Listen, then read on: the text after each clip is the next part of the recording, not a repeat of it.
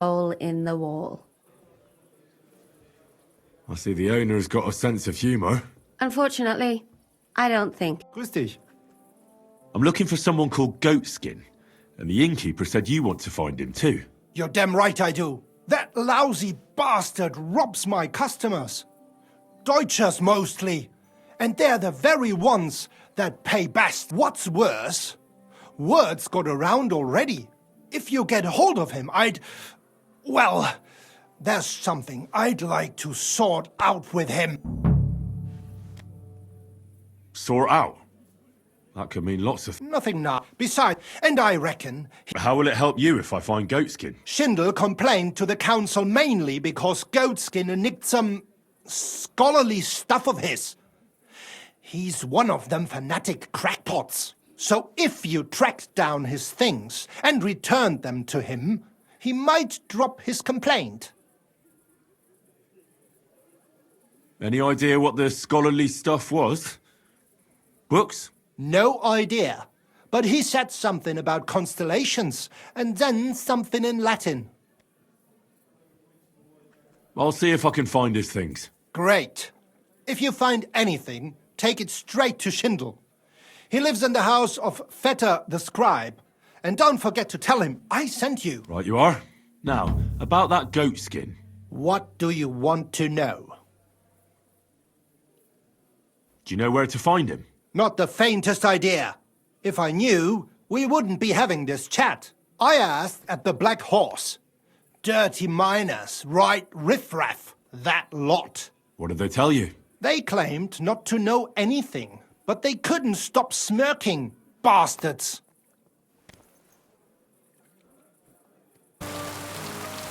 I wonder if Goatskin is around here somewhere. Oh shit. Did I say that out loud? Hey, are you Goatskin by any chance?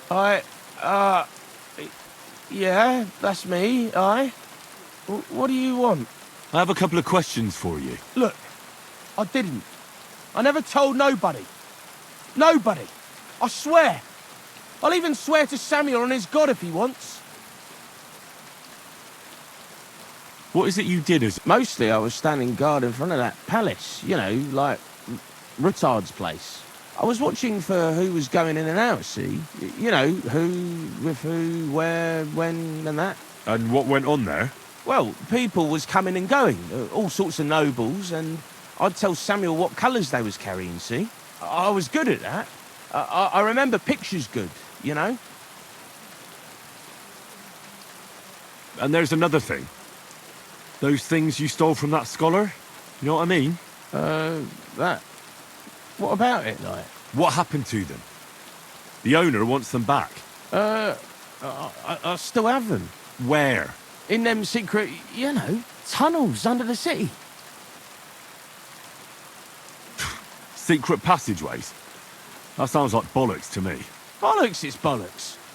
Every other house has a door in the cellar that leads somewhere. You're in a mining town, so there's been loads of digging beneath it. That's why Sam paid me, because I know my way round them tunnels. And if you give me a couple of groschen, I can teach you too. You can clear out my stash, and judging by the look of you, knowing your way round, you know, underground like, that ought to come in handy for you, innit? Look, Goatskin, just because I was nice to you once, doesn't mean you can fuck with me now. Tell me what you know right this instant, or I'm going to lose my temper. Well, no need to fly off the handle, like... I'll tell you, of course. I was just thinking... Goatskin, spit it out! Oh, all right. It's like this. I know them passageways because I got my hands on this map, like. This old thief gave it to me. And when I, you know, got it in my head, like, I flogged it, see?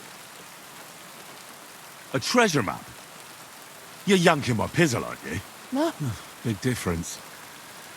Where's this map, then? I flogged it to this thief. Angel, he called himself. Called himself? So this angel is back in heaven now, is he? Aye. He was hanged outside the city walls. He's still swinging there. And I know he had that map sewn into his coat. It were his most prized possession. But watch out. The gallows is guarded to stop quacks cutting off the dead bodies, bits and pieces, fingers and that, like. Thanks. You've been a great help. That's me through and through, innit? I'd better be off, like. I've got a long journey ahead of me. Off you go.